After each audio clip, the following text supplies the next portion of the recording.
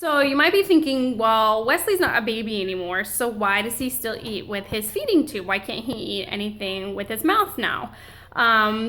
So it seems kind of simple, but that's like asking you guys to write your name with a pencil if you've never written your name before, ever, or trying to do a cartwheel and you've never done a cartwheel before. So it's the same with eating. If you've never, ever, ever eaten in your whole life, then your throat muscles and your jaw and all the muscles in your tongue, they're not very strong and they need lots of practice, just like you have to practice writing your name or you have to practice adding numbers or doing a cartwheel.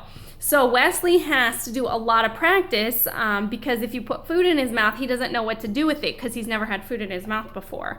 And also, kind of like if you ever try a food that you've never had before, and sometimes you like it and sometimes you don't like it because it just tastes funny or it has a weird texture or it's just new and you don't really know what to expect. Well, it's the same with Wesley because he's never had food before.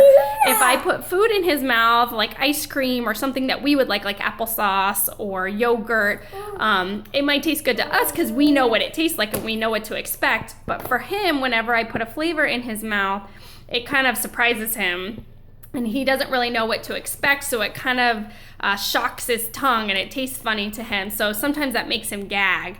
And then when he gags, then he doesn't want to try anything else because, sometimes when you gag, you don't really want to put that food back in your mouth. So we just have to do a lot of practice with Wesley and helping his muscles get stronger by chewing on a lot of things. And when we give him flavors, we have to give him stuff that just tastes very bland, like oatmeal or rice that doesn't have a lot of flavor and a lot of water, to try and build up his taste buds so that when we do feed him food that he knows what to expect. So there's a lot more work that we have to do to get him to eat by mouth, but in the meantime, he still is very healthy because he gets all kinds of fruits and vegetables that I make him, and meat and grains and cereals, so he can still grow and be healthy even though he eats through a feeding tube. So it's different from you and me, but it's still eating, and it's still eating good foods just like you and I would eat.